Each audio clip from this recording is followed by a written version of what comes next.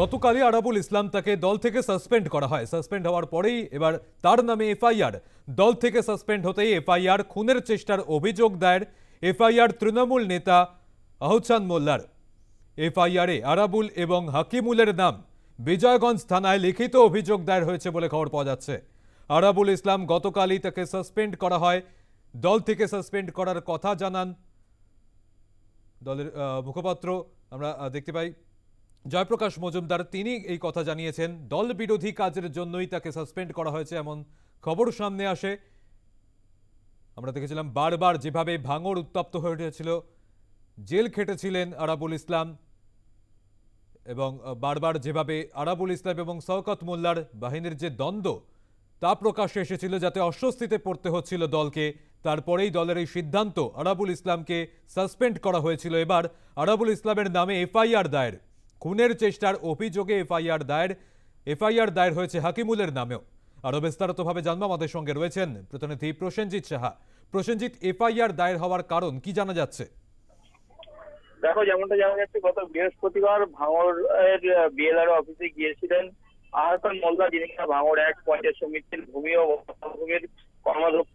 তার উপরে হামলা চালানোর অভিযোগ উঠেছে এবার আরাবুল এবং হাকিমুলের বিরুদ্ধে, এবং সেই কারণেই তিনি কার্যত অভিযোগ দায়ের করেছেন বিজয়গঞ্জ থানায়, এবং সেই অভিযোগের ভিত্তিতে তদন্ত শুরু হয়েছে। একজনকে ইতিমধ্যেই গ্রেফতার করা হয়েছে যেমনটা জানা যাচ্ছে। আরাবুল, হাকিমুল ছাড়াও মোট 10 জনের বিরুদ্ধে কার্যত এফআইআর দায়ের হয়েছে। অভিযোগ দায়ের করেছেন এই আহসান মোল্লা, এবং সেই অভিযোগের ভিত্তিতেই কার্যত তদন্ত নেমে বিজয়গঞ্জ থানার পুলিশ একজনকে গ্রেফতার করেছে তেমনটাই জানা যাচ্ছে, এবং গতকালই কার্যত এফআইআর দায়ের হয় এমনটাই কিন্তু সূত্রের খবর।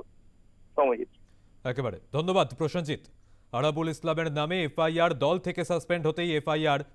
তৃণমূল নেতা আহসান মোল্লা এফআইআর দায়ের করেছেন তার বিরুদ্ধে। আপনাদের শোনাবো অভিযোগকারী, তিনি ঠিক কি বলেছেন।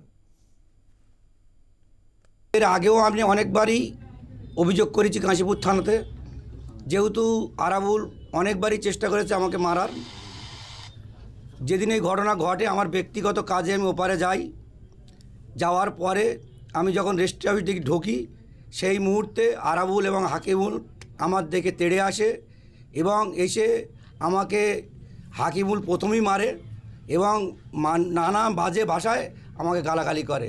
সেই কারণে আমার প্রাণহানির আশঙ্কা জানিয়ে মনে করে আমি কমপ্লেন করেছি। পুলিশ, কলকাতা পুলিশ যদি না থাকতো ওই দিনই আমাকে ওখানে মেরে দিত। আমি কলকাতা পুলিশকে ধন্যবাদ জানাই।